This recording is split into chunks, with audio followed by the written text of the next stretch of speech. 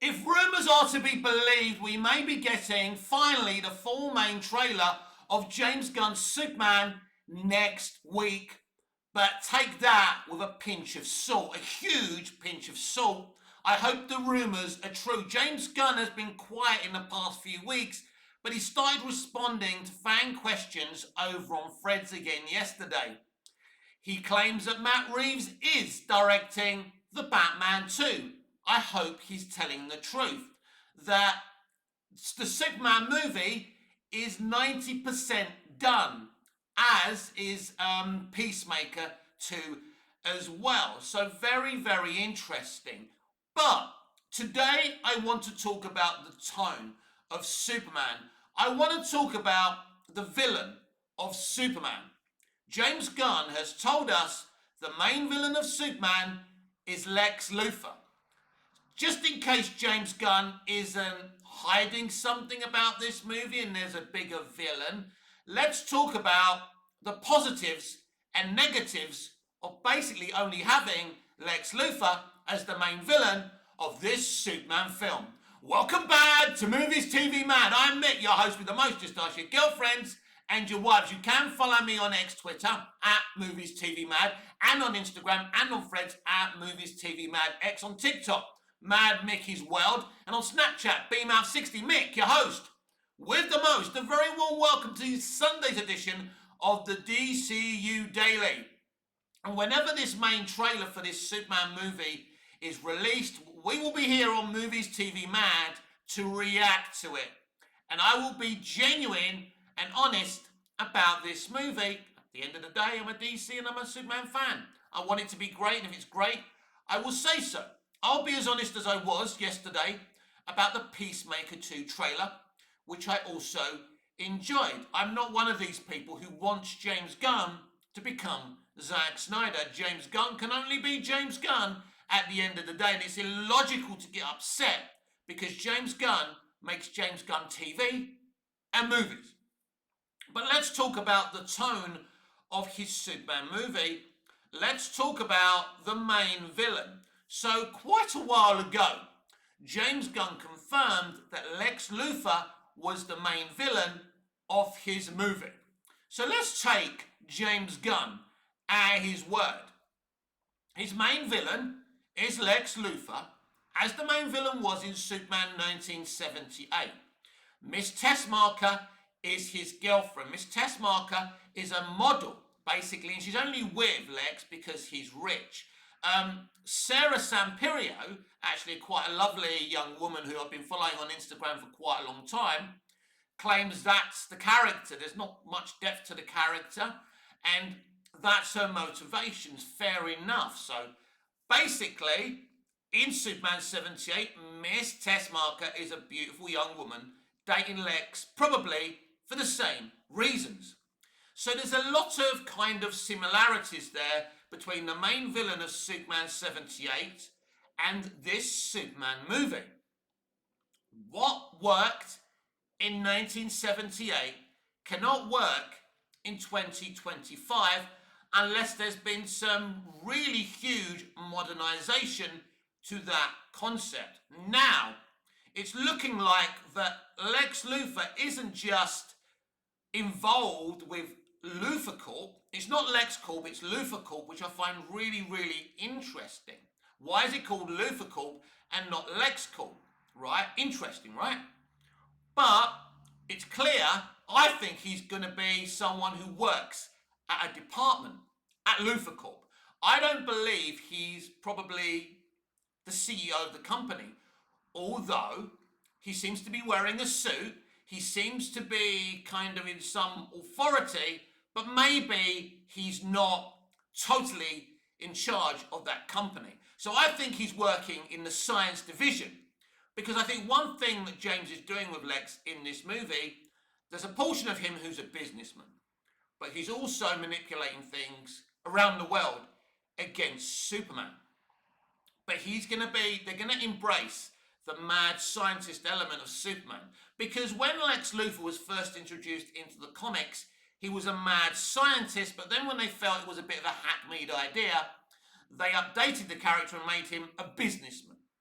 I think he's going to be a bit of both in this movie, but the mad scientist element is going to be embraced. The question we have to ask today is, will this work? Can Lex Luthor, being a main villain in a Superman movie, work? If done properly, it can still work. The problem is these days, people want Brainiac, people want this one, people want that one.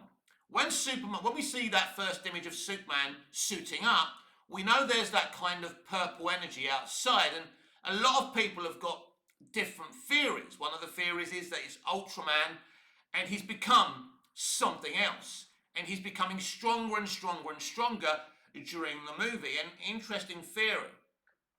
Now, Ultraman is something that it looks like Lex Luthor has cloned through Superman's DNA.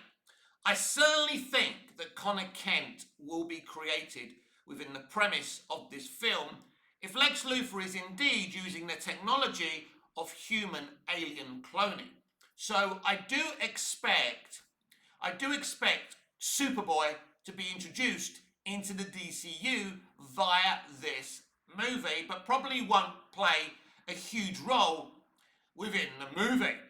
Now, I think if Lex is done in an interesting, cool way, he can work. So that'll be interesting, But not only have you got a Miss Tessmacher, you've got an Otis. Otis was an original character Tom Mankiewicz created for Superman 78, played by the late great Ned Beatty. So it's one thing to have Ned Beatty play someone, and it worked, and he was good, and he was hilarious, and it worked. But also, when you've got a random actor playing him, it's different, isn't it? So we'll see if this actor can make this Otis as brilliant and as hilarious as the Otis in Superman 1978. But is this what people want to see? It's very, very interesting to me that I put on my WhatsApp profile the latest image James Gunn released of Superman talking to Crypto in the Fortress. And my nephew's been reacting to these profile pictures that I've been putting up quite negatively and saying he doesn't like it. He doesn't like the dog. Because he doesn't really know the comics. So he doesn't really like the idea of a dog wearing a cape. A dog wearing a cape, sharing his time with Superman, doesn't do it for my nephew. But my nephew's 18 years old. He's not a kid anymore. So it may relate to children, which is what James Gunn is attempting to do. James Gunn is embracing the Silver Age of Superman in the comics. He's also embracing the vibe of 1978, Superman 1978. He's embracing All-Star Superman. These are the aesthetics that James Gunn is embracing. And we have to ask the question, are these aesthetics going to work for this movie? I think whether you like Man of Steel or not, everyone remembers that movie and how serious it was and how it took the character seriously. And can a more lighter, jokier Superman movie work? And, one of the things that people are kind of confused about, and I spoke about yesterday, why is there a mixture of tones? And I said, because it's going to be partially funny, but partially serious, which I don't have a problem with personally. But this is the direction that Gunn is going in. One of the interesting facets of this movie is that we know very, very little about it. We really don't know for sure if Lex Luthor is actually the main villain of this movie. We know he's involved quite heavily. Nicholas Hoult wouldn't be in this movie just to be playing an extra. So we know Lex Luthor is playing a huge role within this movie. And Gunn is going to kind of use him like an Elon Musk type, which is very predictable and very obvious these days, and that may upset some people. But just like Doctor Who, I'm looking beyond all of the uppercuts. And if something's done well, and I enjoy it, then if they want to do their commentary and their uppercuts, they can. It isn't a problem to me. So I'm looking for a great Superman movie, and entertaining Superman movie, and a movie that uses, interesting themes. And I think Gunn is good at utilizing interesting themes. A lot of the Snyderverse stands don't like Peacemaker. Is it The Real Shift? I like his channel. But he was saying how he doesn't like Peacemaker. But I actually appreciated Peacemaker. It was jokey, but it had some really serious, brilliant moments and brutal, dark moments. It was a mixture of tones. I think that movie really worked for me. I mean, that moment when Peacemaker thinks that his bird's going to die and he prays for that bird, which is the only thing he really cares about in the world, not to die. If you're not crying, if you don't find that emotional, then there's something wrong with you. You don't have a soul. But Snyder fans don't understand why all directors don't make Snyder movies. And I can't sit there debating that with them. I can tell you that I love Man of Steel and BVS and the Snyder Cut. They're brilliant movies. But you can't expect every single creative and director to make Snyder movies. And you can't be offended because James Gunn is making James Gunn movies and TV, as I said on top of the show. That's not really something you can criticize him about. You're saying, well, he's not taking this material seriously.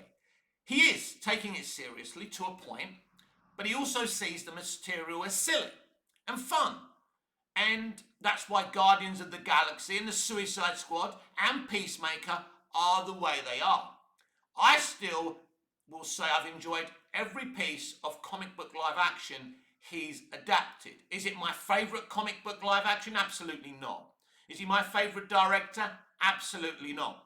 Would he have been my top choice to write and direct a Superman film? Absolutely not. But he's here now.